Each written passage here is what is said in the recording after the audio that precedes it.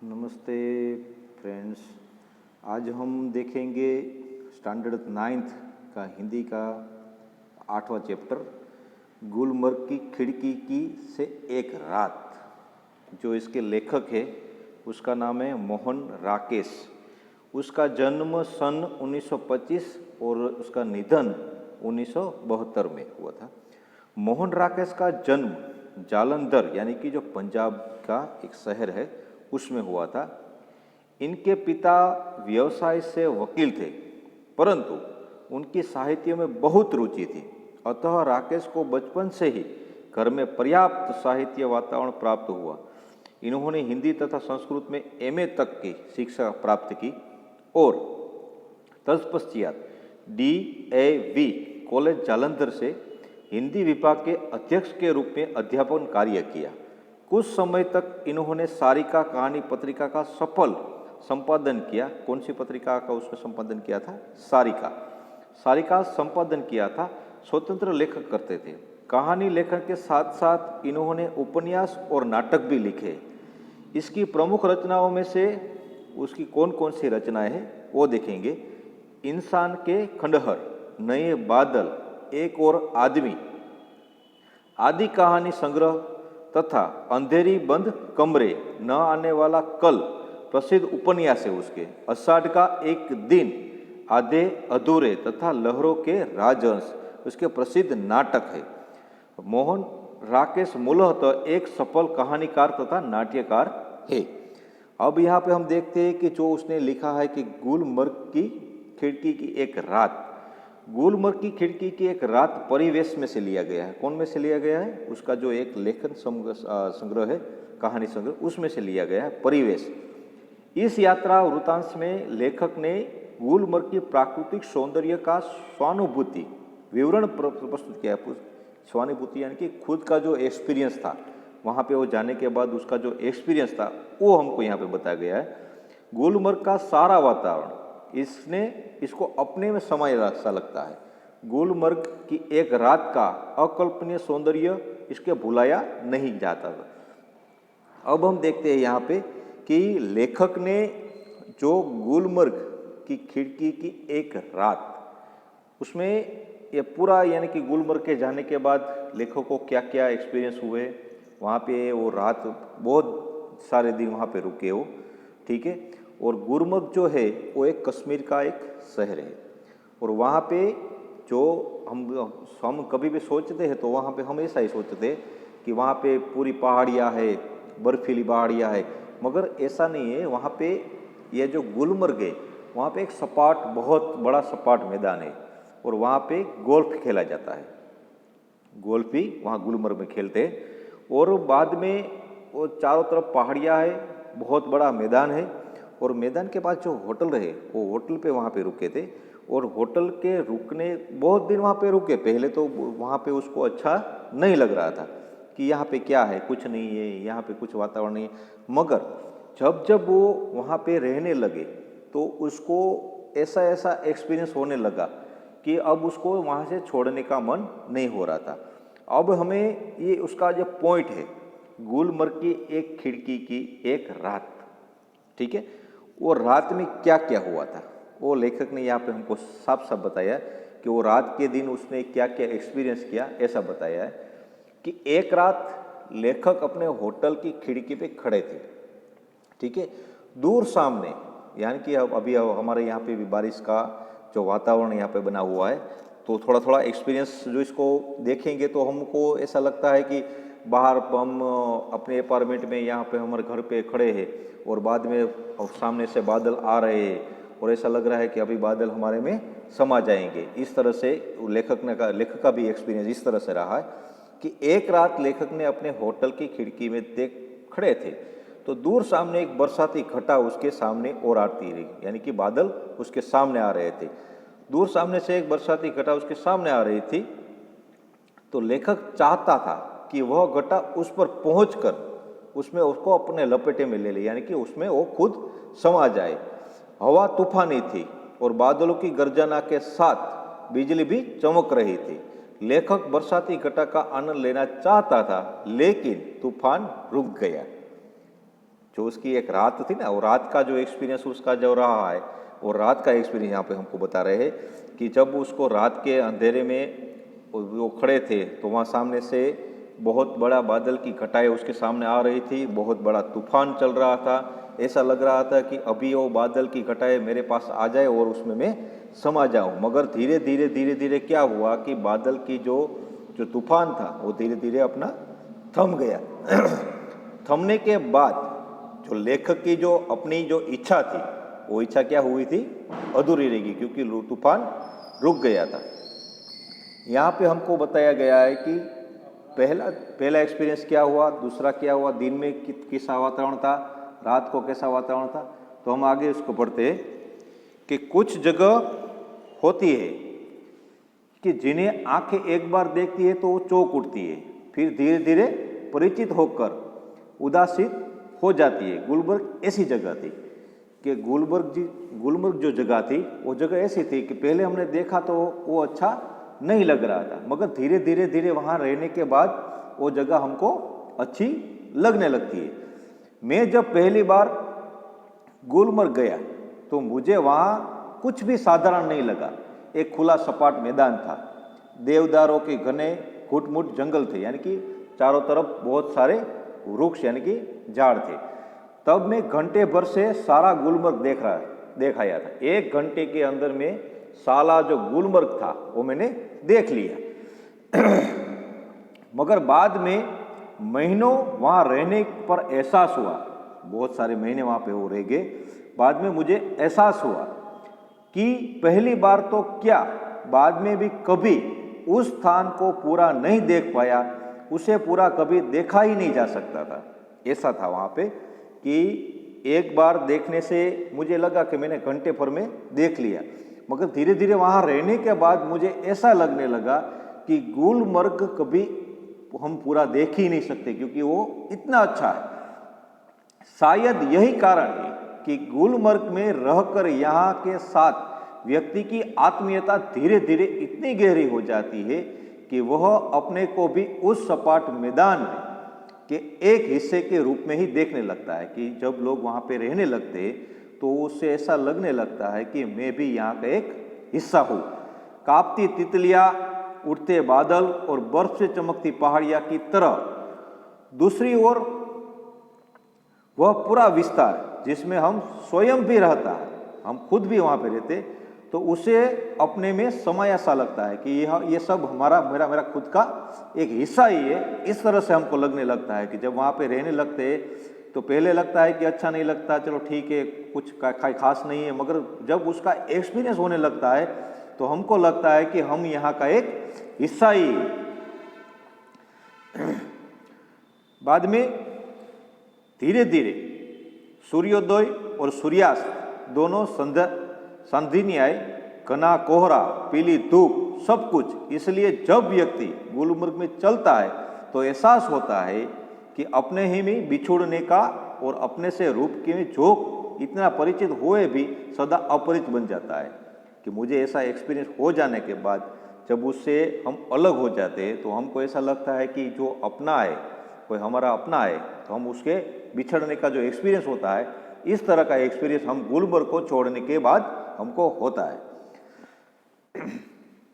गुलमर्ग में फूल बनकर उगते हैं।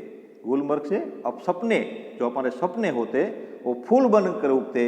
हरियाली की आर पार लाल छतों के ऊपर आकाश में आंधे मुग्ध होकर देखने लगती है, यानी कि मंत्र मुग्ध हो जाते हैं हम, तो देखने लगते हैं और फूलों में नए नए रंग भर जाते हैं।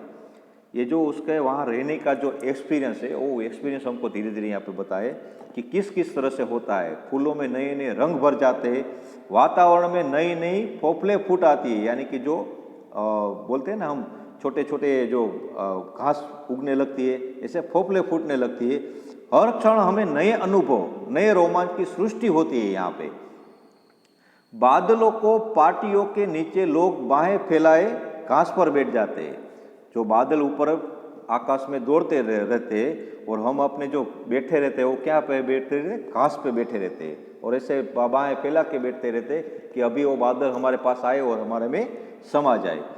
दूर दूर तक सैलानियों की पंक्तियों घोड़े दौड़ती नजर आती है, यानी कि दूर दूर तक आपकी जहां पर नजर पड़े वहां तक सैलानियों की जो लाइनें लगी हुई दिखाई देती है। रंगों के कुछ बिंदु हरियाली के पट पर जहां तक छिटकते हैं, सहसा प्रकाश से नन्ही नहीं पारदर्शक बूंदें पड़ती लगती है, यानी कि थोड़ी थोड़ी जो बूंदें रहती है वो बूंदें गिरती है जमीन पे और उसका एक अलग ही रंग आ जाता है। रंगीन बिंदुओं का पूरा विस्तार एक बार सिरह जाता है तो अपने में समेटने लगता है, धीरे धीरे ऐसा लगता है कि वो हमारे में समा गया। हरियाली का सपना कुहासे के फूल से बदल जाता है, मैदान सुरभर आभा ओढ़ लेती है। मैदान यानी कि पूरा आकाश से अपने मैदान आभा यानी कि चादर ओढ़ लेती है। जब चारों तरफ धुंध ही धुंध है और बेबस होकर फैली पहाड़ियां है,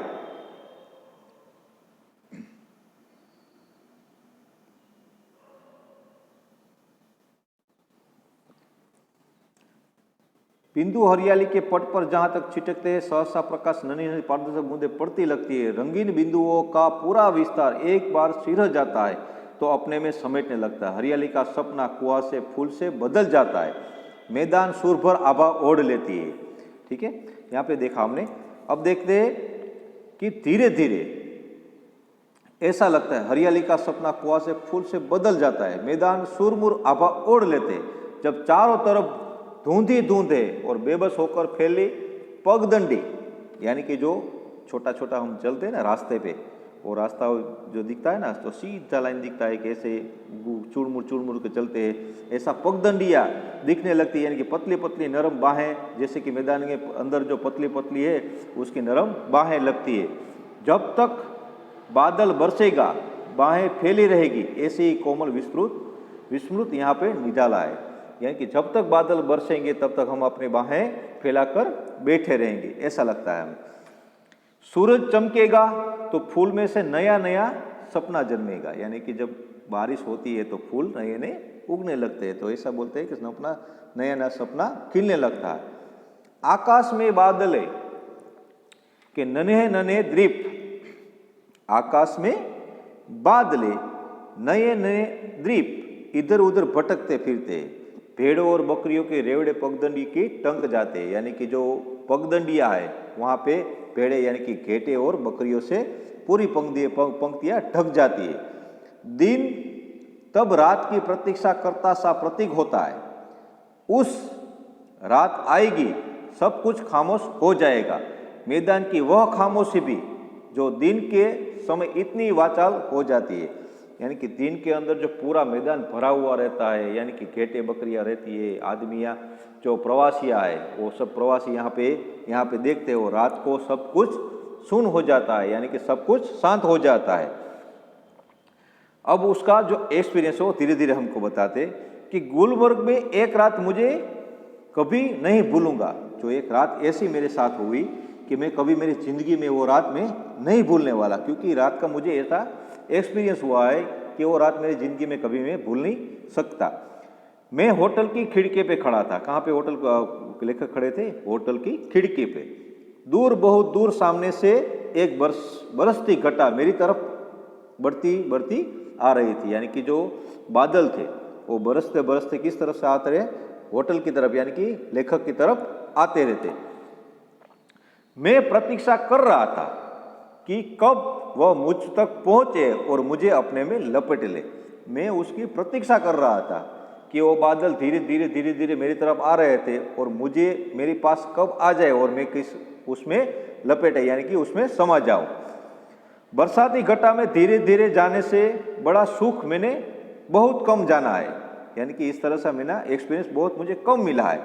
घटा ऊपर से धीरे धीरे आए और व्यक्ति को छोटा करके उस पर छा जाए। जब बादल हमारे पास आते देखते हैं, दूर से देखते हैं तो ऐसा लगता है कि छोटा है, मगर जब वो पास में आ जाता है तो पता चलता है कि वो बहुत बड़ा है। यह इससे अलग स्थिति है। इस बार आती हुई घटा का हर संकेत मेरे सामने था और मैं उसके बराबर होकर अपनी खिड़की में खड़ा उसे बुला रहा था कि आ आ आ मेरे पास आजा। अब दूसरी लाइन देखते हैं दूसरे पेज में कि क्या होता है। ठीक है, चलो आगे बढ़ते हैं कि तुझसे कमजोर नहीं हूं मैं, वो हवा से यानी वो बादलों से बातें करते हैं कि मैं तुझसे कमजोर नहीं हूं। हवा तेजी थी मगर घटा तेजी से नहीं बढ़ रही थी, हवा तो बहुत तेज चल रही थी मगर जो बादल थे वो धीरे धीरे आ रहे थे, वो तेजी से नहीं आ रही। हालांकि तूफान बहुत उठा हुआ था, तूफान था वो बहुत उठा था, यानी कि बहुत तूफान था, बहुत हवाएं चल रही थी, बार बार जोर से गरजी होती थी, यानी कि बिजली बादल गरज रहे थे, बिजली चमक रही थी, आकाश की सिराएं कांप जाती थी, यानी कि जब बिजली होती है तो हमको ऐसा लगता है कि आकाश पूरा अभी फट जाएगा, इस तरह से बिजली का जो चमक रही थी वो उसने इसमें यहाँ पे बताया है। बार बार सामने से चित्रपट पर बिजली कांति थी और प्रकाश व भयानक विस्फोट पर हर चीज को नंगा कर जाता था, यानी कि जब बिजली होती थी, यानी कि जो रात का जो वातावरण था तो हमको पूरा दिन दिखाई नहीं देता कि क्या हो रहा है आकाश में। जब बादल की बिजली ऐसी फटती थी तो यानी कि पूरा प्रकाश ऐसा फैल जाता है, सब कुछ दिखाई देने लगता था। मैं खुश था कि थोड़ी देर में ये बूंदे मेरी ऊपर बरसेगी, बिजलियां यह कहर मेरे पर टूटेगा। मैं बहुत खुश था, मैं इतना खुश था कि अभी सब कुछ मेरे पर आ जाएगा, कि बरसेंगे, यानी कि पूरे बाद जो बूंदे हैं, जो बारिश है वो मेरे पे बरसेगी, बिजलियों का कहर मेरे पे टूटने पड़ेगा, अभी बिजली मेरे ऊपर आ जाएगी। मैं बाहें फैलाकर सामने से उसे ऊपर लेने के लिए तैयार था, मैं उसको ऊपर लेने के लिए तैयार था कि अभी अब मेरे पास आ जाए और मैं अभी मेरे ऊपर आ जाए सब कुछ। मगर अचानक हवा रुक गई, हवा जो थी वो अचानक रुक गई। बढ़ता हुआ तूफान जहां था वहां ठिठक गया, यानी कि वहीं पे ही रुक गया और दूर ही पर कटे पक्षी की तरह दम तोड़ने लगा, यानी कि जो पक्षी जो होते हैं, जो पक्षी होते हैं उसके जो पंख होते हैं वो कट जाते हैं तो वहीं पर अपने दम तोड़ के वो गिर जाता है, इस तरह से एक्सपीरियंस हुआ। बिजली की सांसें रुकने लगी और मेरी भी, क्योंकि हवा के रुक जाने से मुझे भी बहुत ऊंचे आसमान से नीचे आना पड़ा, यानी कि मैं तो बहुत बड़ा आसमान में चढ़ गया था कि अभी सब कुछ आ जाएगा, इस तरह से हो जाएगा, मगर कुछ हुआ नहीं। तूफान का जो जोम था वो उतर गया, यानी कि वो तूफान धीरे धीरे थम गया और साथ साथ ही मेरा भी जोम था वो थम गया। मैं उसके बराबर का भी नहीं हो सका। वे ऐसे क्षण में थे जो जीवन में दो एक ही बार ही आते हैं। ऐसा एक वक्त था कि वो कभी कभी हमारे जीवन में आता है। गुलबर्ग में रहते हुए ऐसे क्षण हर किसी के जीवन में किसी न किसी के रूप में अवश्य आते ही होंगे, तभी तो मुद्दत तक वहां रह, मगर ऐसा लगे कि वे ऐसे ही क्षण में जो जीवन में दो एक बार ही आते हैं। गुलमर्ग में रहते हुए ऐसे क्षण हर किसी के जीवन में नहीं आते, किसी के रूप में अवश्य आते, तभी तो मुद्दत तक वहां रह चुकने कर भाई कोई भी आकर्षक व्यक्ति को फिर खींचकर वहां ले जाती है। ऐसा वहां का आकर्षक है, उसका वातावरण ऐसा है कि हमको वहां पर उसकी तरफ खींचता है। वरना वहां है क्या, एक खुला सपाट मैदान जहां ज्यादातर गोल्फ खेली जा सकती है। व्यक्ति क्यों बार बार वहां आना जाना चाहता है? क्या गोल्फ खेलने के लिए? यानी कि जो गोल्फ खेलने के लिए आते हैं लोग वो तो चलो ठीक है, मगर जो बार बार जो व्यक्ति वहां पे आता है, जो लोग वहां पे बार बार आते हैं, तो उसका कोई ऐसा उसके वातावरण जो है, जो उसका रोमांच है वो उसको वहां पे खींच के लाता है। इसकी वजह से उसको बार बार वहां पे जाना हमको पड़ता है। अब हमें स्टूडेंट हर बार पूछते हैं कि सर इसमें क्या किया जाए, क्या करें। हमें जो जितने भी हमारे लेसन कंप्लीट हुए हैं तो उसकी जो वर्कबुक रहती है वो वर्कबुक हमको कंप्लीट करनी है। वर्कबुक के अंदर जो आपको ना समझ में आए, अगर कोई क्वेश्चन ऐसा लगे कि नहीं समझ में आ रहा है, तो मुझे यहाँ पे जो कमेंट बॉक्स है उसमें कमेंट कीजिए। और आप जब वीडियो देखे तो पहला काम ऐसा करना है कि आपको सब्सक्राइब करना है, ठीक है, और बेल आइकन कंपलसरी दबाना है, क्योंकि बेल आइकन दबाने का फायदा ये रहेगा कि आपके पास कोई लिंक आए ना आए, मगर आपको अपना पता चल जाता है कि सर ने नया वीडियो इसमें यूट्यूब में डाला है, जिसकी वजह से आप अपना वीडियो देख सकते हैं। तो कोई भी स्टूडेंट ऐसा मत भूलना, ठीक है, क्योंकि अभी जो हमारे पास जो अभी हम ये प्रयत्न कर रहे हैं कि आपके पास कुछ पहुंचाने की कोशिश करते हैं, मगर हमें ऐसा लगता है कि अभी पहुंचा नहीं है, तो बेल आइकन दबाते रहिए, सब्सक्राइब करते रहिए, जिसकी वजह से हमें भी पता चले कि आप किस किस तरह से आपको कोई प्रॉब्लम हो रहा है, तो आप अपने कमेंट बॉक्स में लिखिए, जिसकी वजह से हम आपका जो क्वेश्चन है उसका हम पूरी तरह से जवाब दे सके। तो वर्कबुक खास करके स्टूडेंट को हम बताना चाहता हूँ कि आप अपनी वर्कबुक कंप्लीट लिख के रखिए, कि जैसे कि ये 8 चैप्टर अभी ख़त्म हो गए, तो 8 चैप्टर की वर्कबुक में उसको लिख लीजिए। ठीक है, ओके, थैंक यू।